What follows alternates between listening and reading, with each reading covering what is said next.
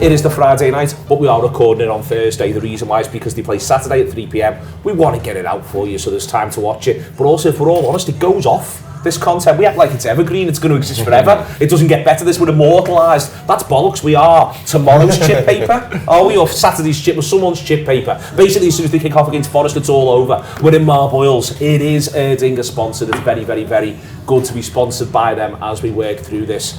The games come so thick and fast, Keo. They played on Sunday, play Wednesday, playing Saturday, and this is part of why we're here now, is because they come so thick and fast. You've got to get stuck into them. Last night was another one where you go, and he's called it the week of the academy, the manager, and I think that means he maybe thinks it's finished to a degree. He's hoping that some players are coming back, but it's been a hell of a week, and it was another great performance from a number of them on Wednesday. The kids are all right. The kids are all right. Again, like I'm running out of words for them. I genuinely feel proud. Like I know these kids, and I don't know these kids, but like when Kuma's first and foremost, just seeing him score, and then Dan's who gets two. Like, imagine being him. Imagine being him today. Imagine being he's completed it already, hasn't he? Yeah, exactly. So I'll retire if I'm saying don't play a half of football. 2 goals at the cop end and like and a trophy. And a trophy, yeah. So what a week. But I hope for their sake they don't get pushed too far and start getting into Premier League territory, and we start, overrunning them and injuries to them, or they start finding themselves in a bit of a sticky period. We don't want any of that. They've had a fantastic week, so we move on to now whether they're fit or not, but you seem to think they're going to be. We'll get on to it in a minute, as the fitness for Forest, Phil. I just want to sort of stick into that Southampton game. It would have been easy for them. They have a terrible first 15, if we're all honest, and the manager's very honest about it afterwards. Goalkeeper digs them out. He's been really, really important. I just like that yet again, they all stay calm. This has been it. Dan's, when he comes off the bench, he's very, very cool. Clark stays calm. McConnell stays calm. Quance has been calm all the way through. To me, if there's one thing I'd really praise with the academy, more than even the talent, it's the temperament. The temperament of them has been incredible. Yeah, I think what the academy's been for a few years now, because it was, let's be honest, it was bad for a while, wasn't it? Like, was there anyone really produced between Gerrard and Trent?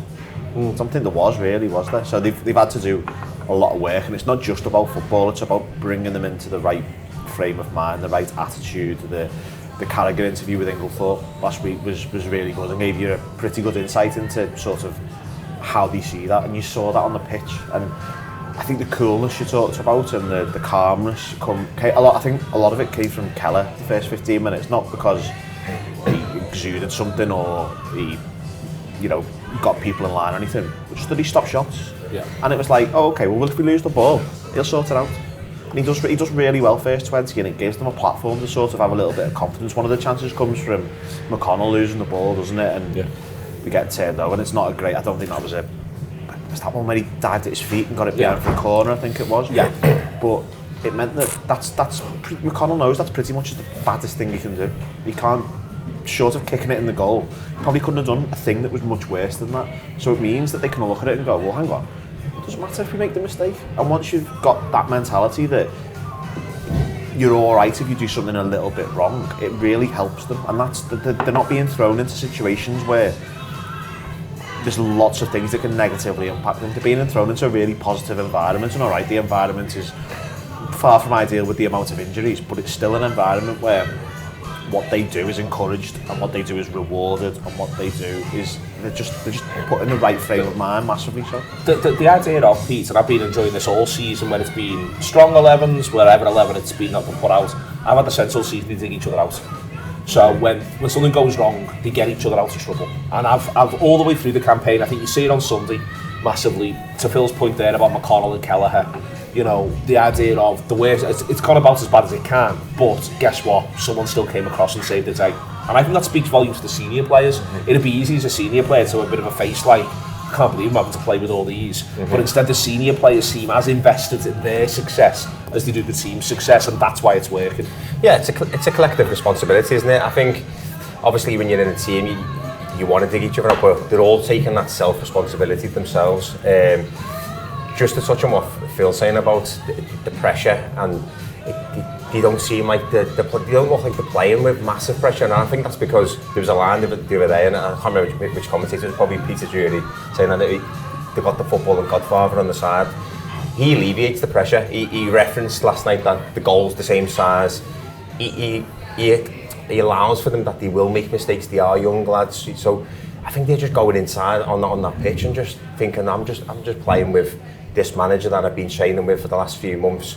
I'm playing with the players that I've been training with, and I think sometimes when you make a massive change, and I think it has been referenced quite a few times over the last few weeks about the academy and the training ground merging, you don't know the consequences of that until a good few years later, and I think we're finally seeing that now. And I don't mean in the ability sense, it's the fact that they're literally playing with Mo Salah, so they know him, they know Alisson Becker, they know the little inside jokes. It's not like, oh, well, I'm going in the dressing room and there's my kit and it's all hung up. That's how it used to be, which is mad, really, exactly, isn't it? yeah. So they already know them. It's that sense of calmness and togetherness, to go back to what you're saying, Neil, it's because they're already part of it and they know.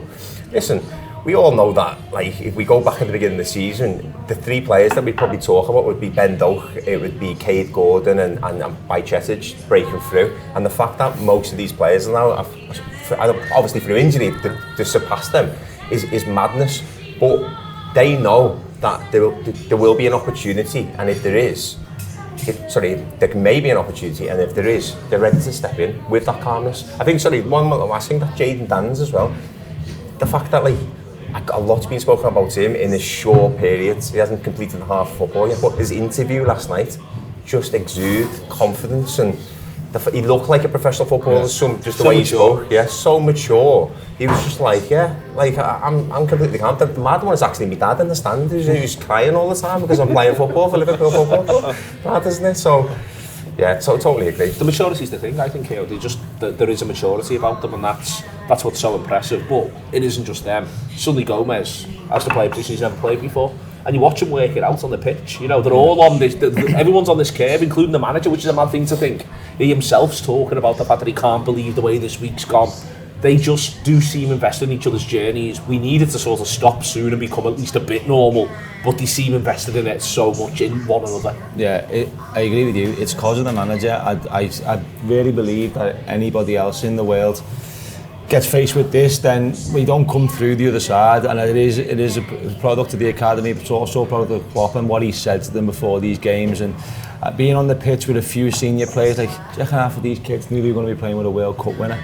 Giving it, glass it back, there you go, and move it. It's unbelievable. So the maturity of them, but it's the ability of them as well. I agree with the temperament, but these kids are good enough. Like, when they first came in, I was thought, like, well, we'll get through this game, and then you get to Wembley and you think, I know they're good, like, but come on, you know what I mean? It's going to be tough. And then Gravenberg goes off and you're like, Jesus Christ, no, I can't bring another kid on, and all of a sudden we have to bring another 3 on and go through the extra time, do you know what I mean? So I had to drink more just to get through it. But they win.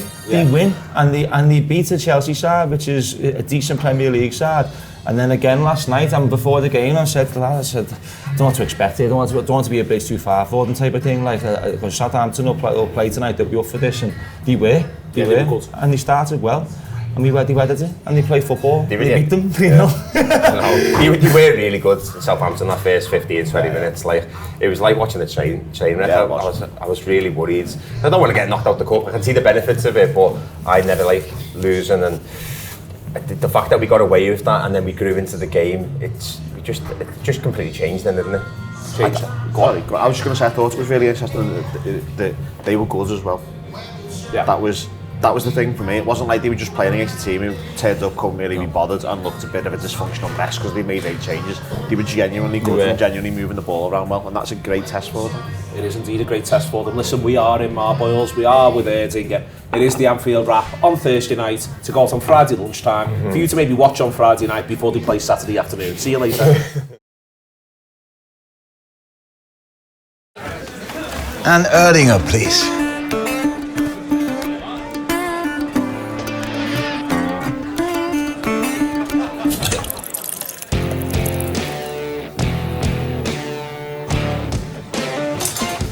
Stop!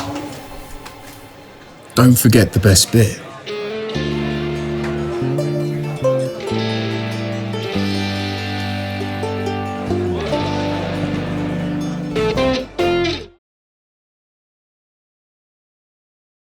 Welcome back.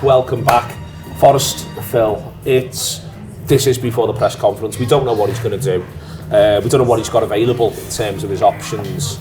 I feel a little bit like what will have been in his mind for the last 2 games has been the prospect of extra time. That's gone now. So if he wants to use people from the bench, he knows pretty much when the game's going to finish. If he wants to start people and make a sub, he knows where that's up to. I'm expecting all 3 of the players who've been down as being close to it to be in the matchday squad, and it genuinely wouldn't surprise me if 2 of them get an extended period of time, maybe from the start. Yeah, it was interesting on Tuesday in the press conference before the Southampton game. He basically said they're very, very close, and I agree with you. I think it's the extra time thing. I found it really tough to figure out when you would bring them on last night, because you got to remember it was 2-0 on 70. It was 1-0 on about 71, wasn't it? I think we scored 72, 73, something like that. So that means you bring in 2 players on for 20 minutes, where they're a goal away from having to play 50. And if they're not on the cusp of being injured and coming back from injury, it's not what you want, because you're taking them for Saturday. There's no time either. You're taking 30 minutes out the legs from Saturday, and I didn't feel it was. I think there were a lot of people hoping to see them on the bench, and I never really felt it made sense. I just didn't see.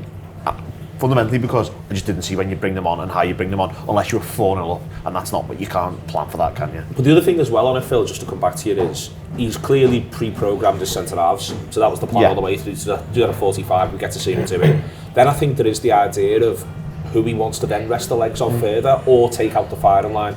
So it's interesting to me that it's Kumas and McConnell, because they've done the hour for him.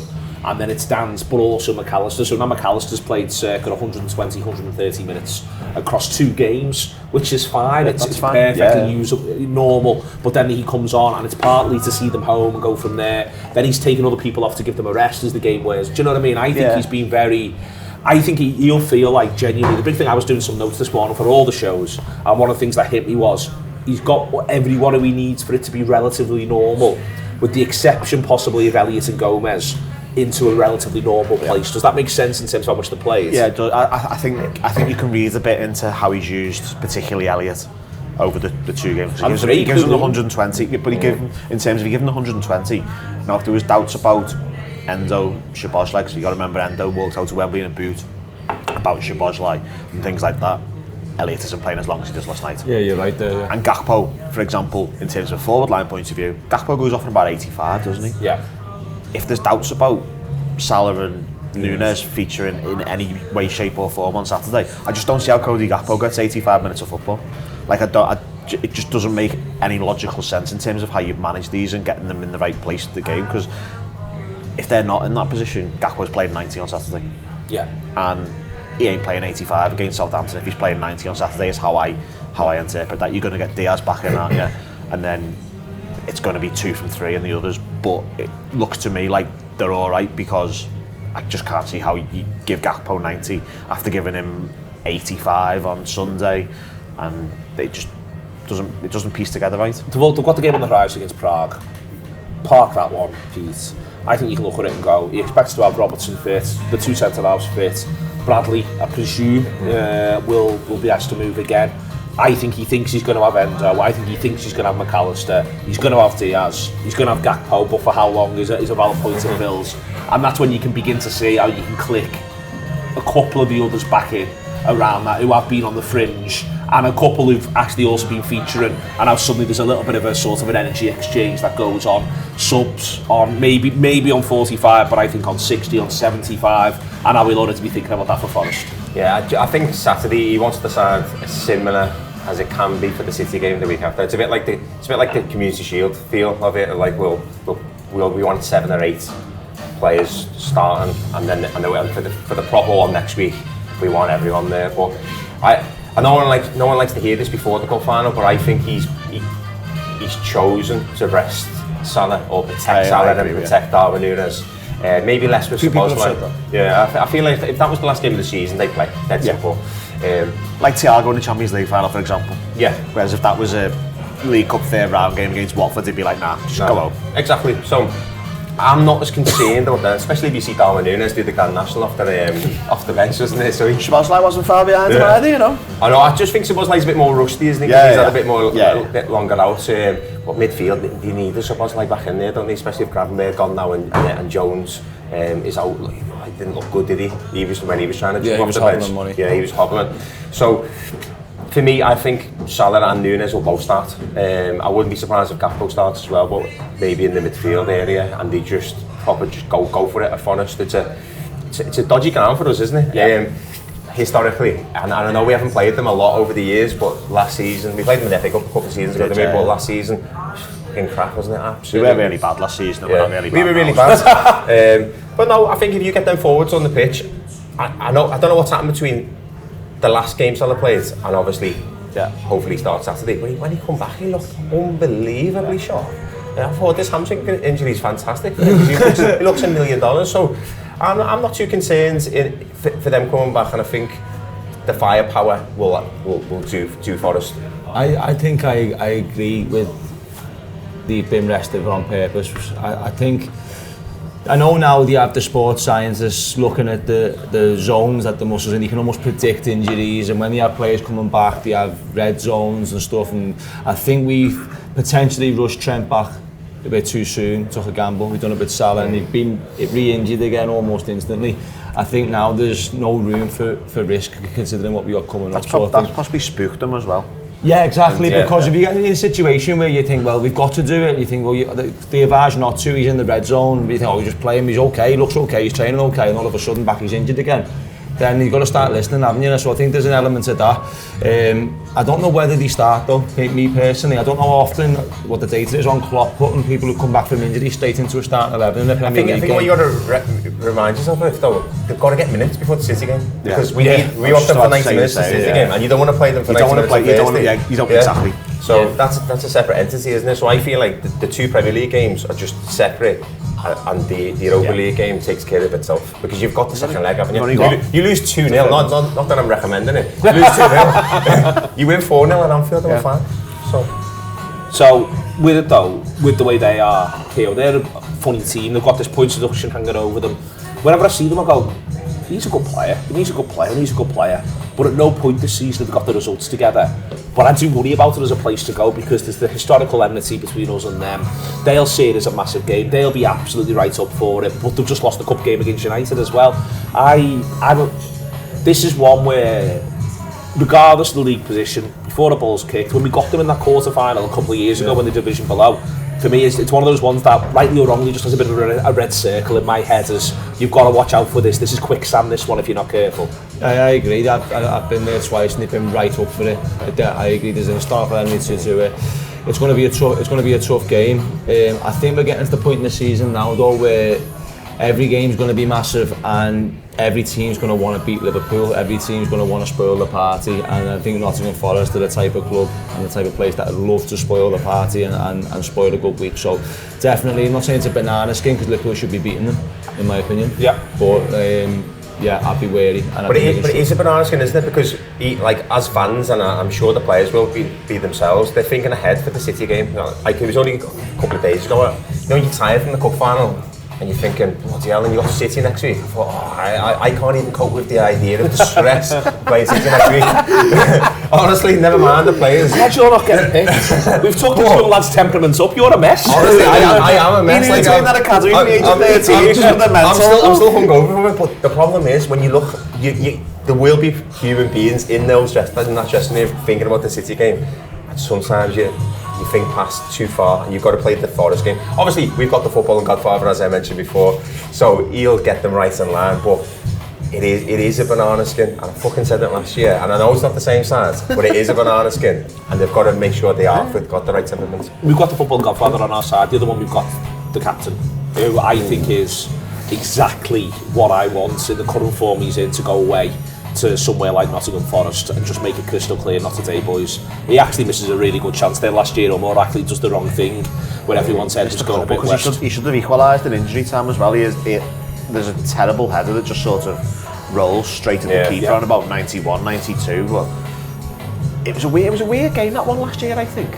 Like we were rubbish, but we had loads of chances, wasn't there? Loads of really good chances. Like there was one first half when Firmino could have just shot and he decided to pass it for reasons that no one really understood. Van Dijk back across goal, Carvalho misses a really good opportunity. But anyway, the captain, sorry. Anyway, the captain. What a fella.